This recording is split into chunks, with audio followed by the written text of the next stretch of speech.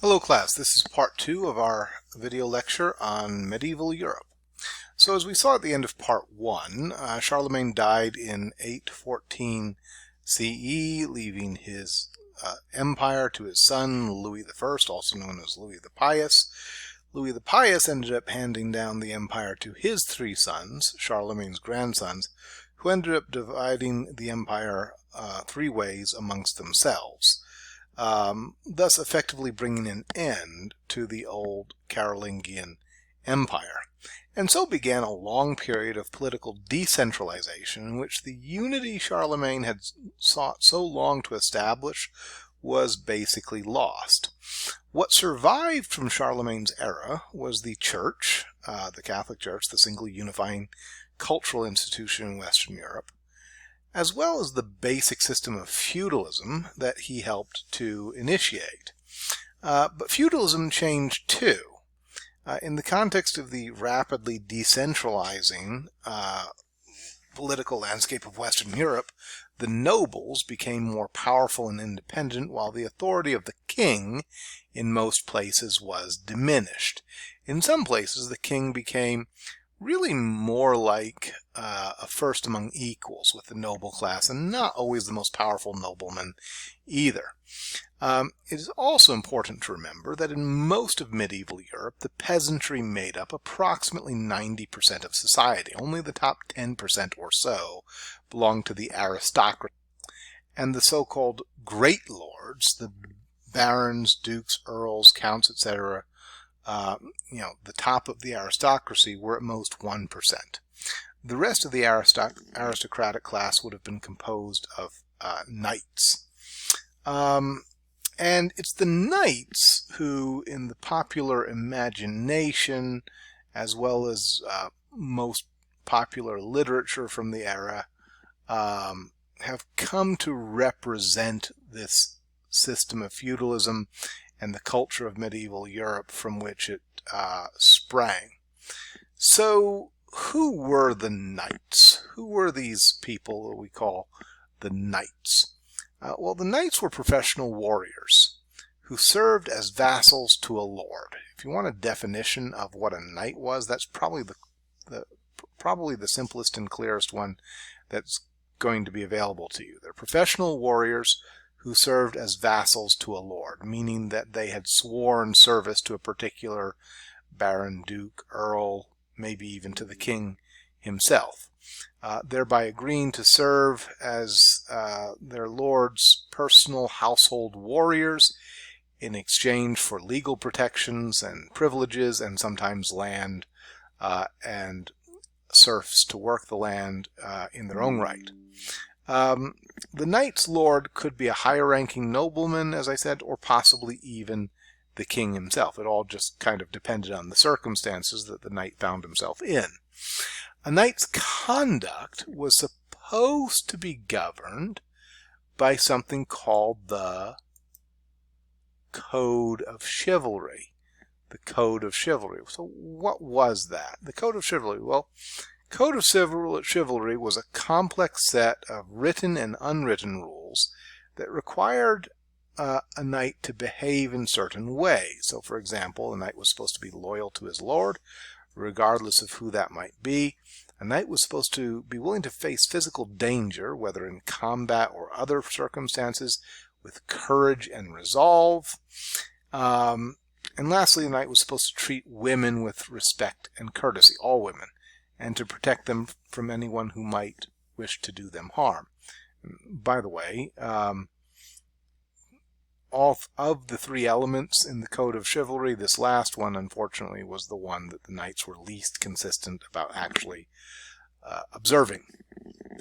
In terms of their armament and fighting style, typically knights were what we would today refer to as heavy cavalry.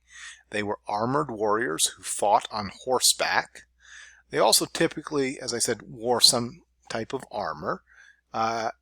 Early on, that could be a simple leather jerkin, basically a leather vest or coat reinforced by some sort of heavy padding underneath. Later on, it turned to chain mail armor, basically little rings of steel interlocking with one another, creating a suit of armor that was very hard to penetrate. And then often carrying a sword, very often a long spear or lance, meant to maximize their reach from horseback. Later on, of course, then they started wearing more and more armor as time goes on, as this graph here illustrates, until eventually by the later medieval period, they were almost entirely encased in plate mail armor. To hone their skills as warriors, and also to win greater fame and respect for themselves, knights often participated in war games called tournaments. Tournaments included all sorts of combat-related events, like swordplay, jousting, and they even had an event called the melee. The melee was an event where you basically had two groups of knights who would conduct a mock battle until one side was completely subdued, meaning either that they had been knocked off their horse or that they had been forced to surrender to the victors. And indeed, contrary to most modern depictions of medieval tournaments, it wasn't the joust, it was the melee that served as the central event of most medieval tournaments. Oh, and by the way, some melees weren't mock battles so much as they were free-for-alls, where basically whoever the last man standing was the winner.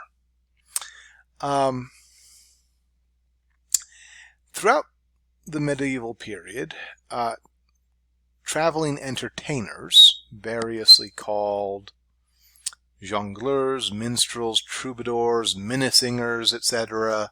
Today we just typically often refer to these people as bards. They were kind of like professional singer-storytellers. They performed for the entertainment of lords, ladies, and knights in the various courts and manor halls of the medieval aristocracy. Now, sometimes their entertainment took the form of juggling, music, acrobatics, or comedic pantomime routines.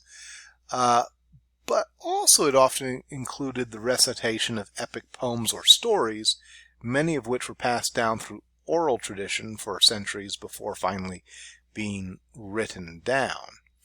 And these entertainers would sometimes perform for the common folk as well as the aristocracy, but the primary paying audience was the aristocracy, so the poetry and the narratives that they created tended to reflect the worldview and values of the privileged and powerful.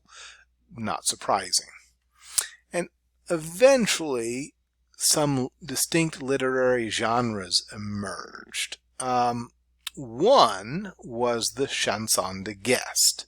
Chanson de geste, which literally translates to song of heroic deeds. And this type of story began appearing in written form around 1000 CE and picked up steam thereafter. Although the oral versions of these stories were often much earlier. And these were epic poems. The chansons de geste were basically epic poems or songs, often performed to the accompaniment of a lyre or harp or other stringed instrument. A typical chanson de geste recounted the heroic deeds of some legendary knight or warrior whose behavior exhibited the values of the code of chivalry that we already talked about. You know, loyalty to one's lord, courage in the face of physical danger, courtesy towards women, etc. So the purpose of a chanson de geste literally was to celebrate the heroism, the bravery, the kindness, the courtesy of a famous knight. One of the best examples of this is the so-called Song of Roland, originally composed in the 8th century CE by some anonymous bard or troubadour. It wasn't written down until the 11th century CE after which it presumably had gone through many iterations and revisions. But the Song of Roland tells the story of Count Roland, who is Charlemagne's nephew, who commanded the rear guard of Charlemagne's army as it returned from a largely unsuccessful campaign against the Moors in Spain. Now, this actually happened, this campaign, this military event that we're talking about. This was an actual historical event. According to the song, as Charlemagne's army made its way through the Pyrenees from Spain back into France, which of course was their home base, Roland and his men, who were the rear guard of Charlemagne's army, were attacked by a large host of a people group the poem refers to as Saracens, which was kind of a catch-all term in Europe for a Muslim at that time.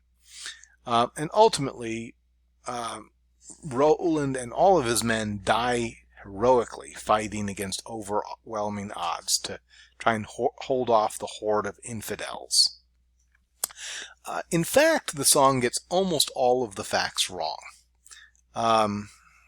except for the basic ones. This is a battle that actually happened. We're pretty confident of that. But other than that, the song gets almost everything else wrong, including the identity of the attackers.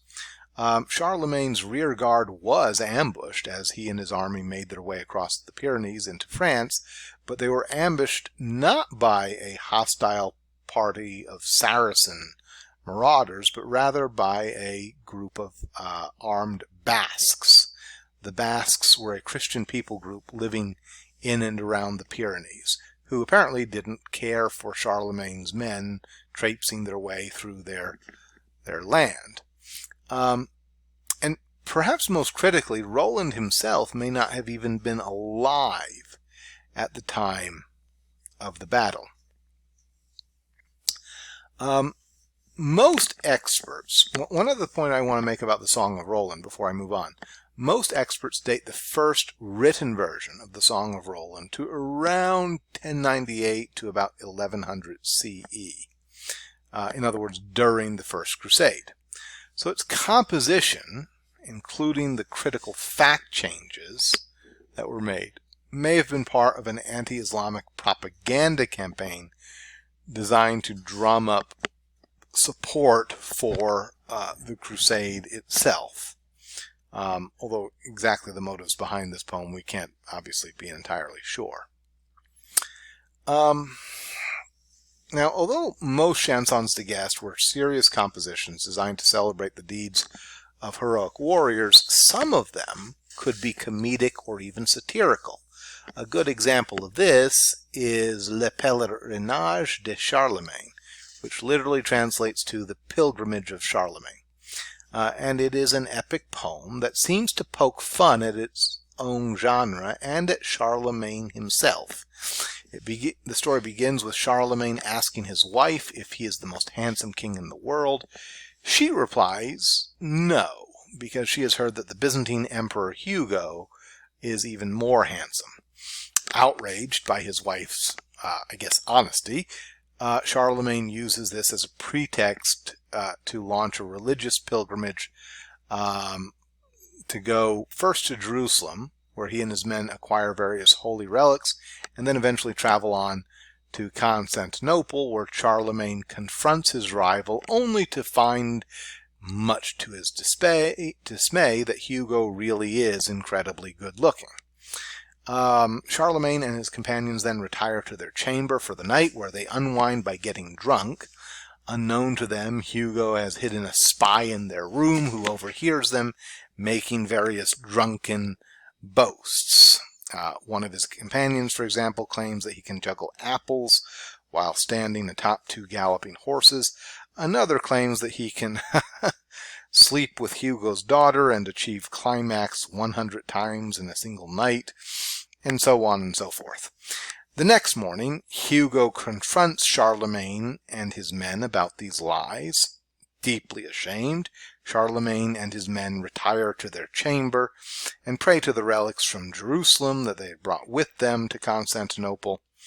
And then as they're praying, an angel appears and promises to give Charlemagne and his men the strength to perform all of the mighty deeds that they had boasted about the prior night, which of course the next day they do. And Hugo ends up being so impressed by their prowess that he swears an oath of loyalty to Charlemagne, effectively becoming his vassal for the rest of his life.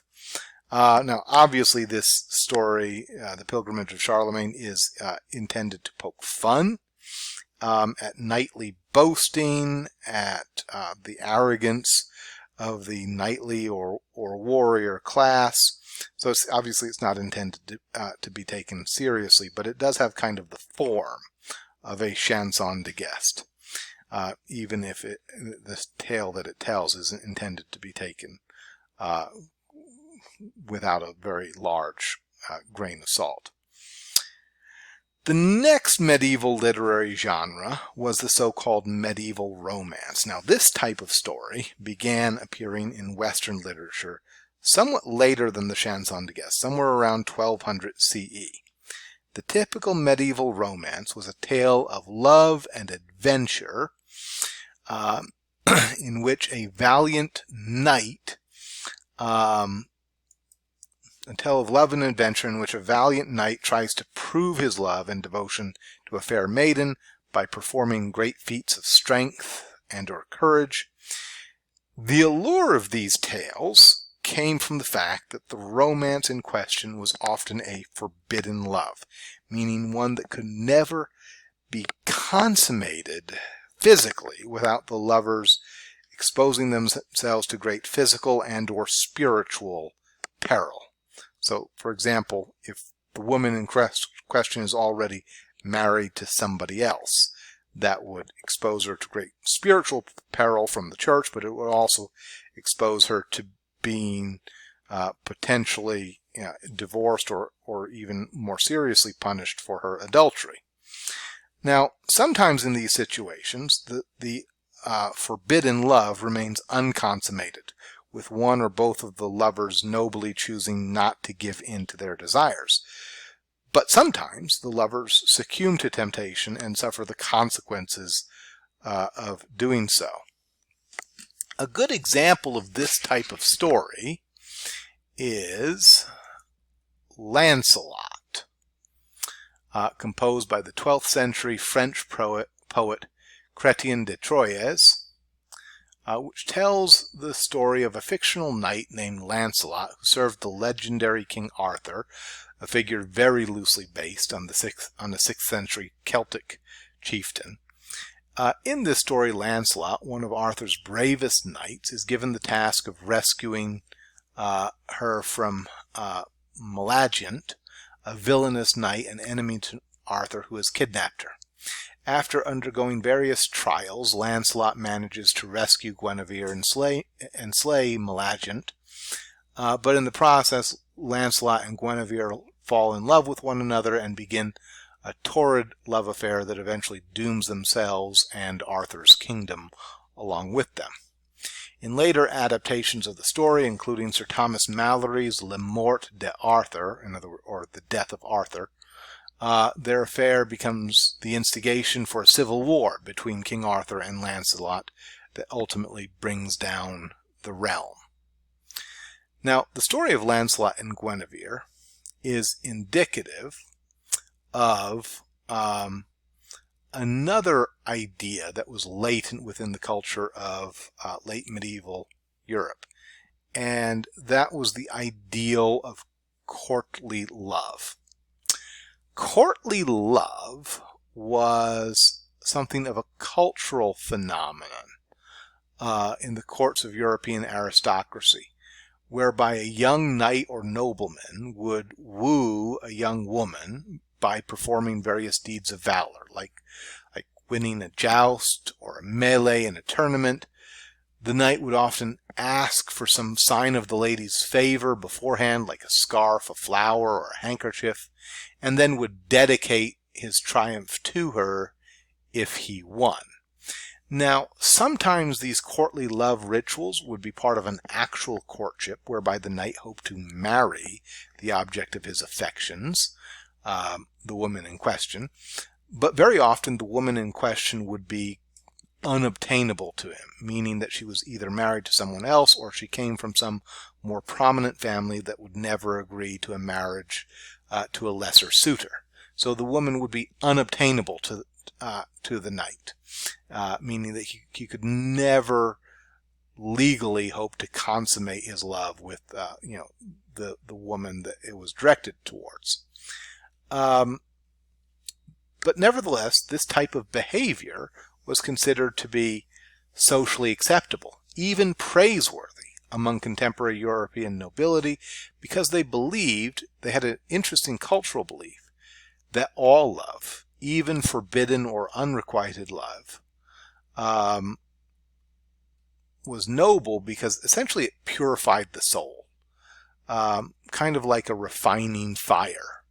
Love, like a refining fire, purifies the soul, burning away all pollutants or impurities, and only leaving the genuine article behind. What was not acceptable, however, even amongst contemporary European nobilities, was to consummate the forbidden love through sexual intercourse outside the boundaries of marriage. To do that, of course, could bring down swift judgment / punishment from society and or the church, and obviously nobody wanted that. All right, so that's it for part 2 of medieval Europe. I hope you all have enjoyed it.